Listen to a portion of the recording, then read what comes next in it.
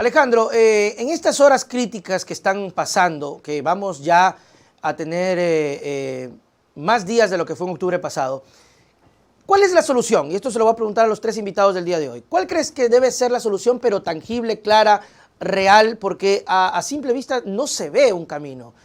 ¿Quién tiene que ceder primero? Bueno, yo creo que aquí el gobierno nacional es el que debería, porque tiene el sartén por la manga, porque la Constitución así lo prevé. Te hablo desde el punto de vista jurídico y luego haré un análisis un poco de coyuntura. Es el que debería sentar, pero sin condicionamientos. Es el que debería inclusive dejarse condicionar, porque tiene inclusive a las Fuerzas Armadas que les va a proteger a todo momento.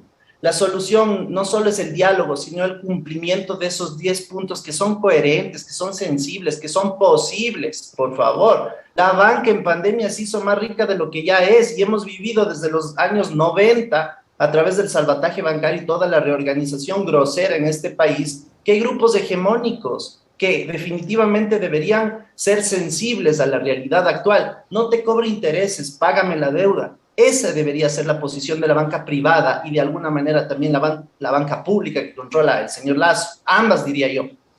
De ahí, hay mecanismos y dispositivos jurídicos activados como la muerte cruzada, como otros dispositivos que alguna gente cree que se deben activar. El momento que la Asamblea quiera activar el dispositivo de cesar en funciones al presidente, hay un procedimiento engorroso, burocrático, que yo de presidente mediante decreto firmo y se van a la casa todos los asambleístas, gobierno 6 meses como me da la gana, privatizo todo y me voy a mi casa. Puede pasar.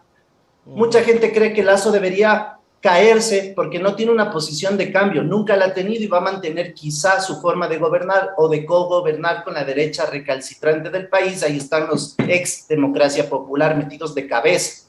La señora María Paula Romo con su tesis de agresión y de violencia sistemática. Lo de fondo, si se cae Lasso, ¿quién sube? Borrero, siguiendo un orden constitucional, pero ni siquiera sabemos quién es el señor Borrero, nunca se lo ha visto. Entonces, lo mejor que le puede pasar al país es que se sienten, tengan un poquito de sentido de pertenencia de la realidad como se está viviendo y definitivamente, como dice el teórico Habermas, la teoría de la acción comunicativa te propone que luego de los disensos, de los problemas, deben haber consensos. Yo creo que lo más importante hoy por hoy, siendo yo recontra antisistémica en mi posición, creo que es el momento del diálogo y de que los diálogos surtan efectos de beneficio colectivo, no de una mayoría, no de una minoría, sino de todo el país en su conjunto, en el sentido de que el presidente de la República, insisto, tiene el sartén por la manga y debería él elevar ese diálogo al mejor nivel, sin intermediarios, porque además no tiene buenos operadores políticos, de hecho no los tiene. Abogados que están ahí improvisando como que si esto fuera un banco. No, la cosa pública es jodida de manejar y eso se debe entender. Y eso también se pudo evidenciar de que no están como que tan preparados porque se notó con el poco personal que tiene el presidente. Alejandro Rodas Coloma, muchísimas gracias por tu tiempo, por estar acá. Tus palabras para despedirnos.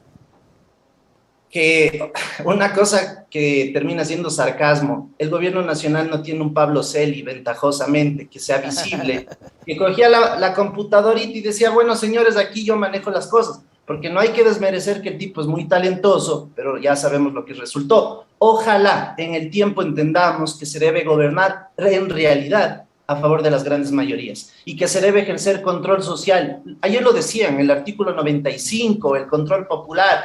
Ese es el discurso, pero sobre todo la práctica que hay que activarla no solo en las calles, sino también desde la academia. La universidad pública no puede, no debe, no es legítimo que siga silenciada por el hecho de que te cierren la llave. En realidad y en reparo a veces se callan, reculan por el tema del presupuesto. Te quitan el presupuesto, insisto, porque tienes un gobierno hiperpresidencialista, permitido inclusive por la Constitución que está vigente. Muchísimas gracias, Nelson, por la invitación. Ok, Alejandro, te molesto en otra ocasión. Chau, chau. Con todo gusto, gracias.